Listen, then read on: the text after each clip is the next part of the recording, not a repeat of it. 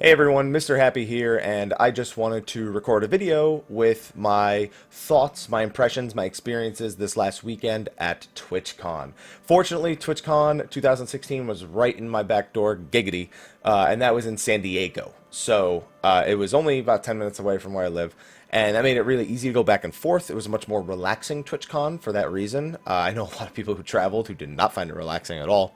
But I want to talk about the individual days, things that I felt that Twitch did right for this year's TwitchCon, things they didn't do well, and just positive experiences that I want to share with you guys. So it's just going to be me talking with this video. I just want you to know that. So Thursday was actually, even though it wasn't even day zero yet, like that's when all the parties and stuff was. Like there was a Discord party, an Xbox party, a main menu party, which honestly I'm upset that I missed. I went to dinner with some fellow people who stream or produce content for Square Enix. There was also an Amazon Game Studio thing. Literally, I can't name all the parties because I don't remember all of them. There's too many.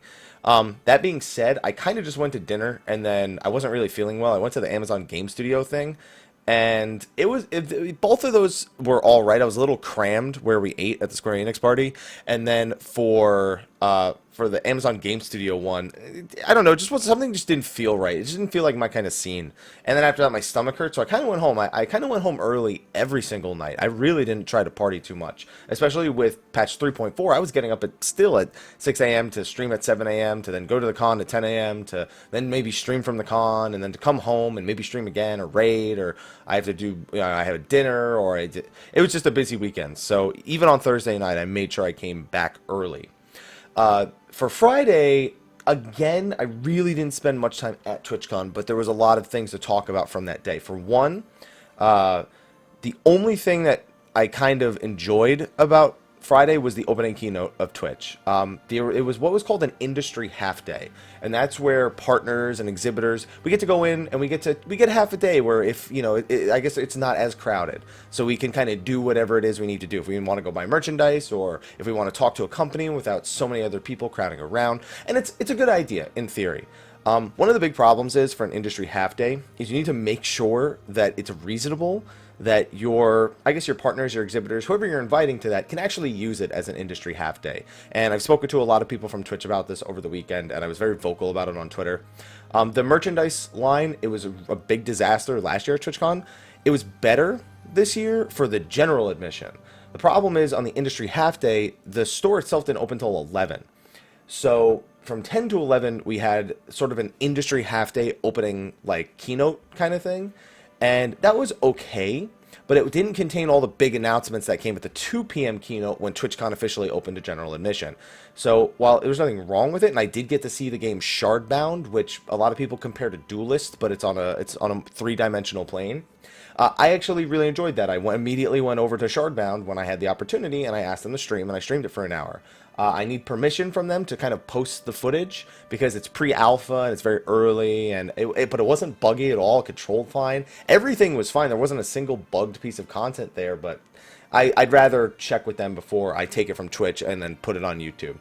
And so after going to Shardbound, I went right to the merchandise line, maybe 5 minutes after the hall opened, and I was one of the first people in.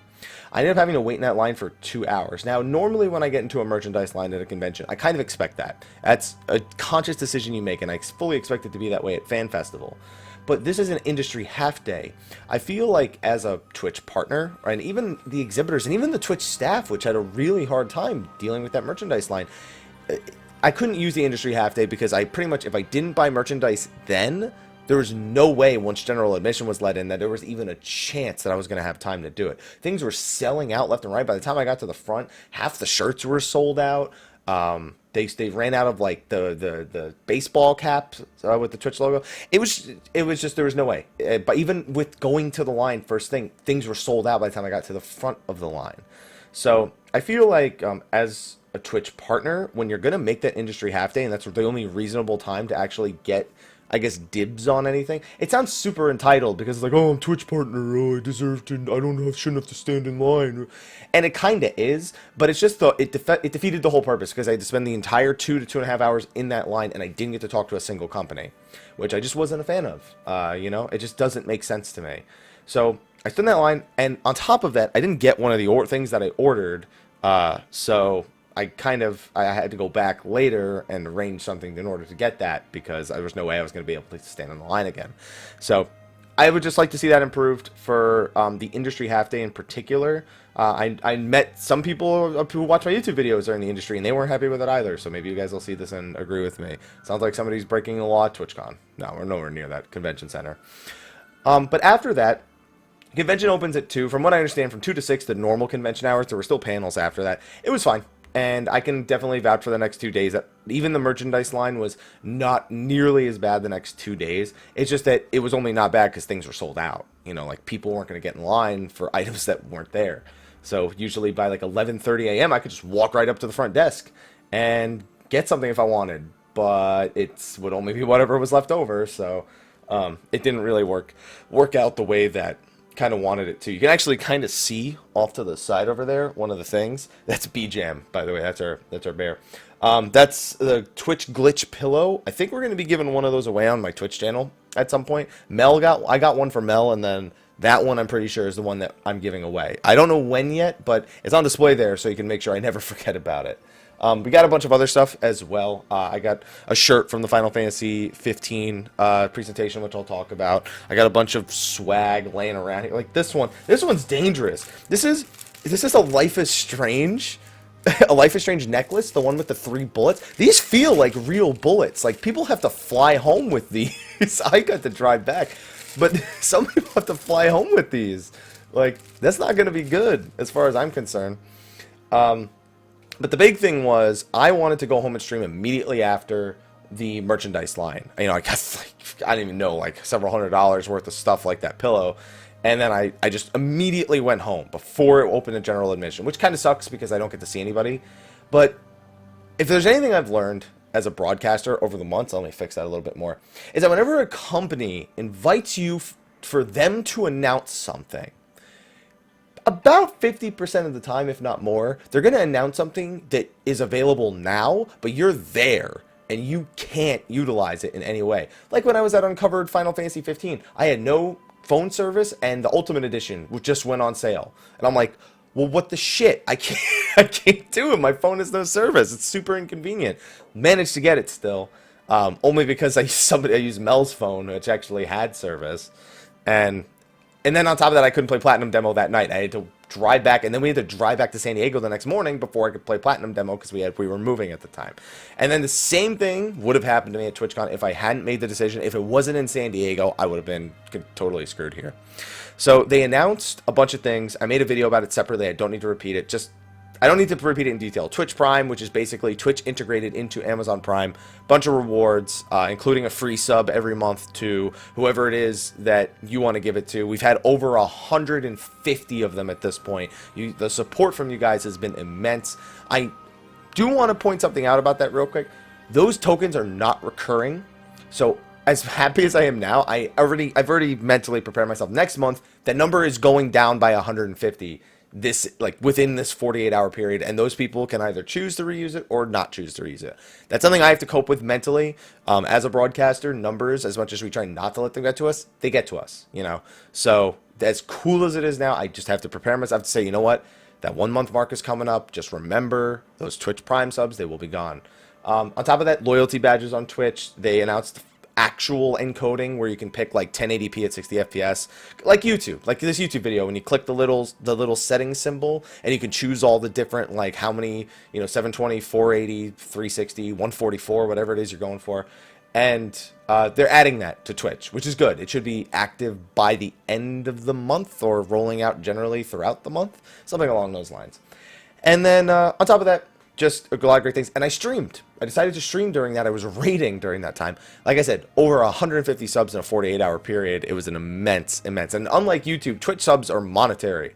So it's a whole nother story with that one. So the support was immense, and I can't thank you guys enough for picking me. Some people don't even watch my Twitch, but they have Amazon Prime, so they just came over and did that. Some of them are students, and they're like, I get 6 months free, and then I get a 50% off for the next 4 years. So here you go. And it was really endearing, and the success of the Twitch Prime program so far, over like 200,000 Twitch Prime subs in the last 48 hours. I know one person from the Destiny community got like 3,000 in less than 24 hours. It was ridiculous. And look, I actually just got another Twitch Prime sub. I'm not even online right now, and I can see one, two, three, four, like five. I'm not even online. Like I don't. It's amazing. That's all I gotta say. So I streamed through that. I was incredibly emotional, incredibly thankful, and then I went to sleep. I didn't go to any parties Friday night. I just didn't want to do it. But I did go to something else that night. It wasn't a party. It was a little get-together. Some of you may know a broadcaster by the name of Cobalt Streak. He and his girlfriend at the time, Rustling Rose, they've been dating for a while, and my boy popped the question. That's right. And yes, she did say yes. So congratulations to Cobalt Streak and Rustling Rose. I'm really happy to have been able to experience the proposal live, and it was great to watch. So I'm glad I could be there for that special moment. Thank you for having me as part of that special moment, Cobalt, because I know Mel helped organize it, but I was still on the list of people that was able to go. So I'm just glad I got to be there. So after the proposal, went home, got some sleep, woke up, streamed in the morning for a little bit, and then came 10 a.m. 10 a.m. I had a meet and greet, and actually, I don't know if I can raise this. I kind of the green screen is still on. Let me see if I can. This is going to be kind of risky, so work with me here, ladies and gentlemen. So for the meet and greet, they give you a sign, and it's just so people can know where you are. Oh man. Okay, maybe I should re-strategize this. Let me go get the actual thing. All right, so I got it right here. All right, and here it is. And they let me keep the sign. They let me keep the sign, guys. Look at it. Oh man.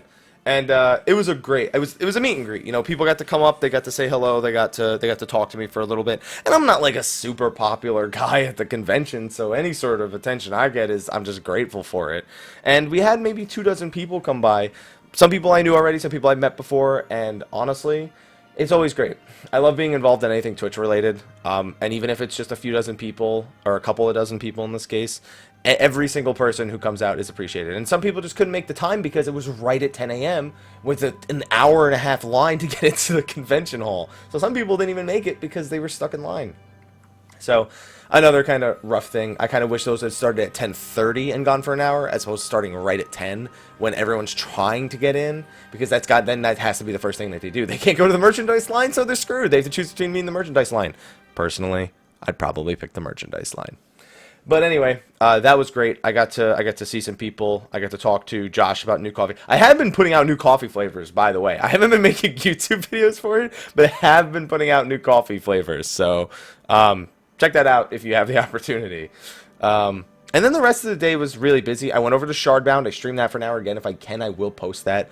I was supposed to stream at Elgato, but there was some sort of a scheduling issue, so I wasn't able to stream that. And on top of that, Mel, girlfriend, did a panel about mental health.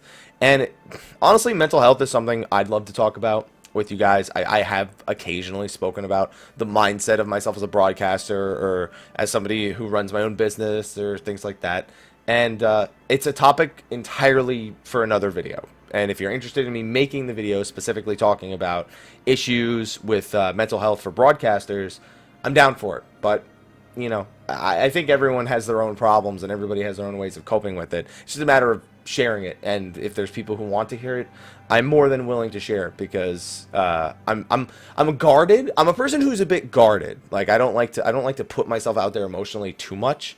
But at the same time, I'm not really a closed book. My words are chosen very carefully, and I just want to make sure that if I'm portraying a message, it's portrayed correctly, and it's portrayed without me getting so emotional that I can't form words that actually have any meaning. And then all of a sudden, it's just somebody listening to me rambling on, like you know, like a crybaby or something. Everyone at the panel, thankfully, that my girlfriend was running. They all handled it perfectly. They all handled very emotional talks, incredibly professionally. So again, if you have the opportunity to like YouTube, not YouTube, Google that, and go to Twitch and watch the panel, I highly recommend it. It was a great thing. So And then, of course, talked about Shardbound, Elgato. And then it was kind of like the day was over for me. I kind of liked having the day done. I went out to get some crab. I posted a bunch of pictures with a bunch of friends, a few friends that do a few different things in the industry, Mel, myself, and just a few friends, some of them in esports, some of them who have worked as publishers, who have worked as developers. And it was cool. It was nothing like super secret. It was just we wanted to get together because we kind of all of us kind of get together every convention and do something, at least even if just saying hello. So I was really grateful I got to spend time with friends like Jake and Lance and Max. Max actually member of the Dream Network, but he's been busy with a lot of other things. So just good to see him. Hilarious story involving him that I should probably save for another time, because this video is going to drag on pretty long. So that's it for Friday. Again, massive support of Twitch Prime. Thank you so much for anyone who has decided to do that, because it has been amazing. Moving on to Saturday. Now, Saturday was my kind of like my big day where I crammed this. I'm sorry, was I just talking about Saturday? I was just talking about Saturday. Saturday I had the dinner, and then I went home because I'm an old man and I watched League of Legends World Championships. Sunday, that was today. That was the final day. It was actually a really good day because I got to see a lot of people that I just didn't get to see. Like, I got to see a lot of my friends throughout Friday and Saturday, but Sunday, I kind of got to see all the remaining ones. I got to touch base with some of the ones that I hadn't gotten to see. I got to see my friend Santos. I got to go over to the Infinity booth and hang out with those guys. I got to go over to the Revlo booth, hang out with those guys. And one of the big things is Square Enix asked me, specifically me, not like I volunteered for this, they asked me to be a special guest at their Final Fantasy 15 panel. Now, I was given no more information than that. So they told me that it was going to be a main stage event. So I interpreted that as I'll be on the main stage. And I was like, wow, that's exciting. It turned out all it was me, Strippin, and me, JP. If you don't know them, they're big Twitch broadcasters. We were put in the front row, and they panned the camera over to us once and gave us a shirt. It's still actually greatly appreciated. Any sort of recognition from Square Enix, I always cherish, because Square Enix is just a company. Everybody has that company that they've kind of stuck with since they were a little kid, and that for me is Square Enix. So as much as I'm a grown man and I'm a professional, or I try to be, I still get like inside whenever Square Enix does anything to us. And I have a lot of friends in Square Enix nowadays. And if anything, that kind of segues, I've learned that I need to stop associating people with the companies they work for. Because, to be honest, when I'm talking and hanging out with them, there's the occasional thing that's very Square Enix related, but I can hang out with them. Like, I can go to a bar, I can get some food with them, and have a normal conversation. Just because they work at Square Enix, it doesn't make them out of reach. It doesn't make them, not people you could just hang out with. And it's, as someone who was, when I was first getting in the industry, when I went to my first PAX West in 2015, or Prime at the time, I thought all these people were just like, they wouldn't want to waste their time with me. These people would never be my friends. They think it's only for business, And slowly but surely, I developed it to a point where a lot of people who I can have a professional working relationship with, we are also friends. I can go out and I can talk with these people, and it's not just about games, or it's not just about what I'd like to do with the company that they work for. And I'm really glad to know now, just over a year later, since my initial impression like that it's nothing like that. I was really frightened getting into it, and weekends like this weekend really remind me that they're just people. I'm just people, We just, titles aside, don't let the title dictate how you have to be with somebody. Is if they're genuinely your friend and they're not just there for the business contact, then you should be able to have a normal conversation, go out to dinner and grab drinks and things like that. So I'm really grateful again for all the people. I can name them all here, but I'm sure I'd forget someone and they'd hate me. So you know who I'm talking about if for some reason you're watching this video. You know that I greatly appreciate your friendship, and I greatly appreciate that friendship also, we also have we have both a good working relationship and a friendship. So I'm grateful for that. The next thing, so after that they presented me, I have the shirt, but it's in the other room. I didn't think to grab it before this. It's Titan from 15 holding up the letters XV, the Roman numerals XV. So it's a 15 shirt. Where was the next thing I was gonna go? So after that, I kind of didn't really have much to do. I went to Inclusivity City, which was basically a little section where broadcasters could get a little bit more connected with with the viewers and play games with them. You know, sit down, have a talk, and not just feel out of reach. Same thing, like viewer. I don't even like calling people who watch my channel. I like calling them like channel supporters. I hate the term viewer. It's true, it's applicable. You're viewing my content, but it feels like I'm putting you, like myself, on a pedestal. But like, oh, I'm a content creator. You're a viewer. I don't like that. It's kind of like how in the meet and greet booths, I don't like sitting on like a desk that sits above people because I don't want to put myself on that pedestal. I mean, there are some things like I don't want to stand in the line for the merchandise booth. That it's like, yeah, no, Twitch partner, yeah, okay, yeah, okay, I would love to, no, okay, I'll go stand in line then. But not when it comes to the people who make what I do every day for a living possible. You can't. I feel like I can't think myself above those people because I'm nothing without those people. Some would say, but they're the foundation that you are built upon, and that technically puts you above. But, I mean, you're nothing without your foundation. So, to me, it's more of a matter of importance, less than a matter of stature.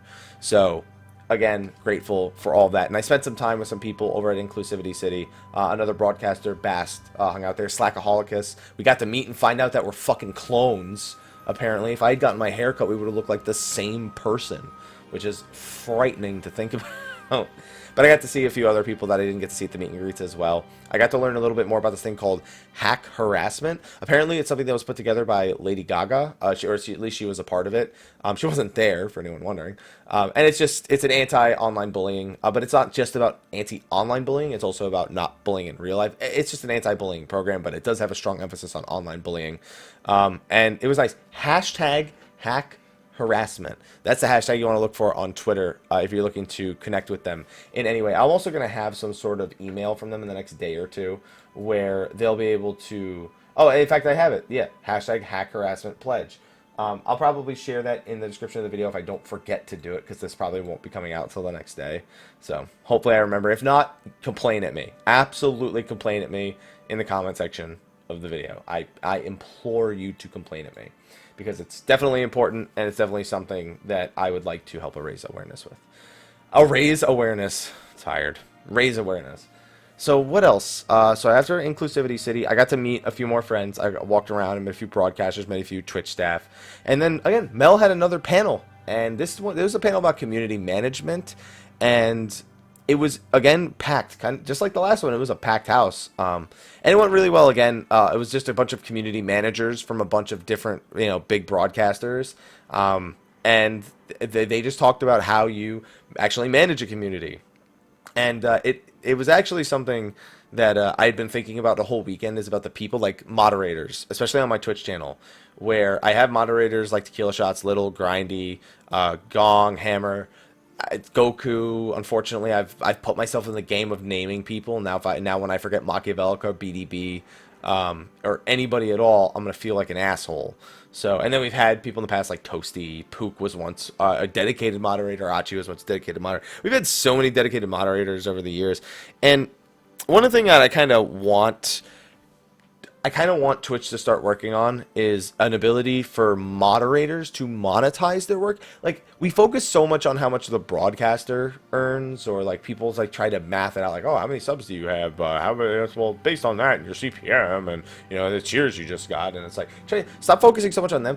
There's too much focus even from Twitch on the moderator's income, and not on the broadcaster's income, which is fair because the broadcaster's the one putting on the program, but there's not enough emphasis on the moderator who's there dealing with shitty people and making sure that your chat, like the shitty people who make your chat like super negative, and you're timing it out and banning them, and they're making alternate accounts to harass you. And then on top of that, they're arranging community events, and they're making sure to communicate with people constantly, welcome everyone to stream. They're spending 8 hours of their day, maybe in your broadcast, or however many hours you broadcast, and they get no compensation. Yes, you could say, well, but that's what happens when you volunteer to be a mod. But that doesn't mean that we shouldn't be forward-thinking in trying to support them so they can do that more consistently, so that when they do that, then they feel like, you know what?